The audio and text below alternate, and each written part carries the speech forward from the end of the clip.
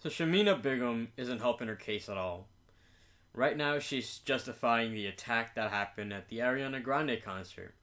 So guys, if you're new to this channel, don't forget to like, leave a comment, and subscribe. And my social media is in the description. So let's get down to it. So Shamima Begum claims that Manchester area bombing was justified because it was retaliation. Okay. Shamima Begum has compared the Manchester area bombing to a military assault in Syria, claimed that terrorist attacks are justified. In an interview on BBC, 19-year-old said the deaths of 22 innocent people in a terrorist attack at the Ariana Grande concert in 2017 were similar to the women and children being bombed by IS territory in Baghuz. Here's the difference. ISIS is killing innocent women and children to make way for the Lebensraum, basically. They're clearing the way. They're destroying the houses of non-Muslims and Muslims that are opposed to their ideology to make room for their own caliphate. At this, they espouse a totalitarian ideology, but what they're doing is nothing short of what the Nazis were doing to Russia. This is very similar to what happened. And to say that it's equal, it's justification to bomb innocent women and children, teenagers at an Ariana Grande concert in the West is completely disproportionate. She told the broadcaster, "I do feel it's wrong that innocent people did get killed, and it is wrong. It's one thing to kill a soldier that's fighting for you in self-defense, but killing innocent women and children, I just don't.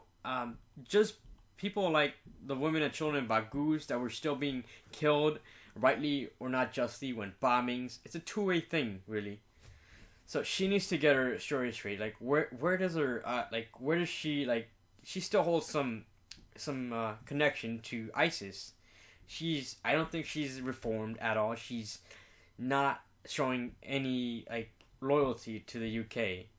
I know I'm going to totalitarian, but you have to show some sort of loyalty to your fellow citizens, not necessarily the state, but your fellow citizens. And she chose where she's a citizen of. She's chose to be a citizen of ISIS, which is defunct, which is destroyed and does not exist anymore. The justification was retaliation, so I thought, okay, it's fair justification. She was one of 3 teenage girls who ran from UK to Syria in 2015 and joined ISIS, and gave birth to a 3rd child with terrorist named Yago Riedijk over the weekend. She has named Jarrah. Her first 2 children, a boy and a girl, died in infancy. In an interview, BBC Today said she admitted that she'd have let her first son fight for ISIS, but wants to raise her newborn son in the UK. So all this is a plan B for her. Her plan A failed. Her intention was to go to ISIS, help them become successful, and she wants her prodigy to be a citizen of that nation state and to propagate that nation state. They wanted to create an ummah, but they wanted to do it under totalitarian means. Even the Taliban disavowed ISIS. This is how extreme they were. The name is linked to Abu Ubara ibn Jarrah, known for massacring Jews. So you kind of get where her intent, where her ideology and her sentiments lie. Now the question is facing the UK whether she should be allowed to return to the country. She should not. A family lawyer, Tashmin Akunji, said he anticipated that Tashane Atunji, I thought that was a female, said that he anticipated that she would face criminal proceedings upon her return to the UK. He should not return to the UK, absolutely not. But said that the family's hope is that she would begin professional help following her experience in Syria. Here's the thing. She willingly went out there. You can say whatever you want. Yeah, it's a 15-year-old, but she had the capacity to get on an airplane, go to a foreign country, and travel. She should have, it's not like most people know that ISIS is full of crap. Even back then, they should have had more foresight to know that this is what most likely they're going to get into. Most teenagers knew that. He also claimed Begum is being treated worse than Nazis. The Nazis had Nuremberg trials. They were given due process. This girl was a victim, and she went out there at age 15. Here's the thing.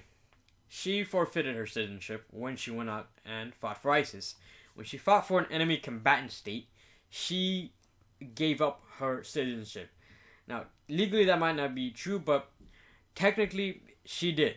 She forsook her obligation to be a good neighbor to her fellow Brits and Westerners. She went to an adversarial power, and she went to fight the Western nation. And the Western nations have all the capacity and the right to disavow her the right of British citizenship.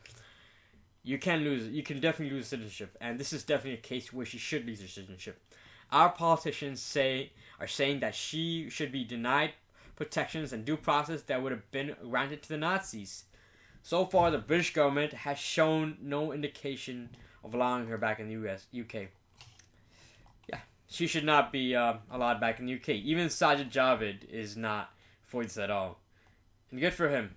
I'm happy he's not doing this.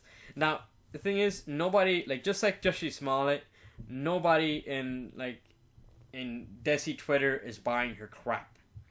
They're just calling her out on her bullshit. Most people, most black people and most minorities, even most leftists, they can see, even most liberals can see the extremes on their sides, The thing is, they don't really care to call them out for it, because they want to, you'd rather bury your head than just, be an outlier.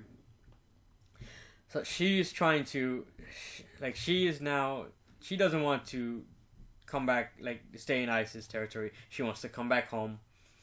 But here's the thing. She doesn't get to come back home. She shouldn't be able to come back home. She made her bed, and she should lay in it. Just like a fat, blue-haired feminist said back in 2014 or 15. You made your bed, now get effed in it. So guys, thanks a lot for listening. If you like my content, don't forget to like, leave a comment, and subscribe.